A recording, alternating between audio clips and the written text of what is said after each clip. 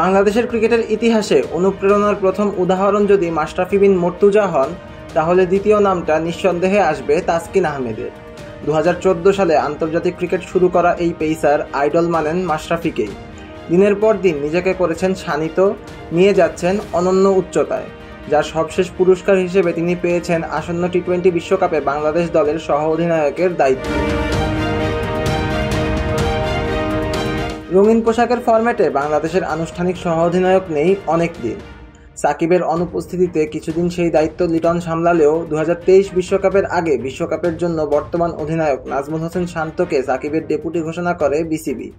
পরবর্তীতে নাজমুল শান্ত পূর্ণকালীন অধিনায়ক হিসেবে দায়িত্ব পাওয়ার পর আনুষ্ঠানিকভাবে ঘোষণা করা হয়নি সহ অধিনায়কের নাম। তবে 2024 টি-20 বিশ্বকাপের জন্য তাসকিনকে করা হয়েছে শান্তর ডেপুটি।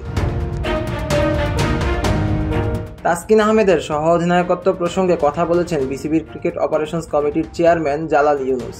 তিনি বলেন, তাসকিনকে আমরা অনেক আগেই ঠিক করেছিলাম বিশ্বকাপের ভাইস ক্যাপ্টেন হিসেবে। যাওয়ার আগে সে ইনজুর্ড হয়ে গিয়েছে, কিন্তু এটা আগেই ঠিক করা হয়েছিল এবং তাসকিনকেও জানানো হয়েছিল সে এটার প্রাপ্য।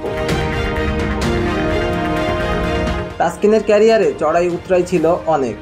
2014 সালে অভিষেকের পর থেকে রীতিমতো উড়েছেন তাসকিন। দলের অন্যতম সেরা পেসার 1 বছরের ব্যবধানে খেলে ফেলেন স্বপ্নের বিশ্বকাপ। এর পরের বছর আরেক বিশ্বকাপের সময় অর্থাৎ 2016 টি-20 বিশ্বকাপে বোলিং অ্যাকশন নিষিদ্ধ হয় তার। ক্রিকেট থেকে অনেকটা সময় দূরে সরে যান ঢাকা এক্সপ্রেস।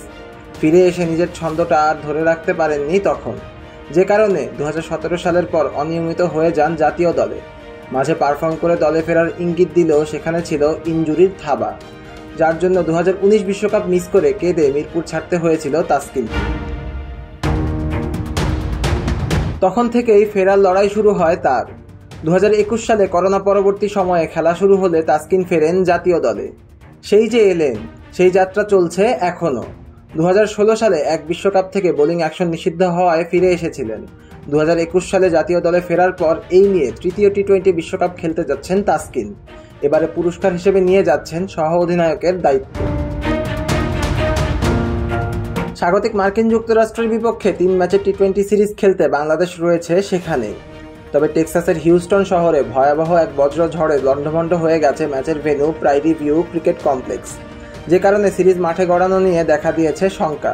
যদিও এই সিরিজে বিশ্রাম পাওয়ার কথা তাসকিনের। 8 জুন শ্রীলঙ্কার বিপক্ষে ম্যাচ দিয়ে বিশ্বকাপ যাত্রা শুরু করবে টাইগাররা। সিয়াম তালুকদার, অন ফিল্ড।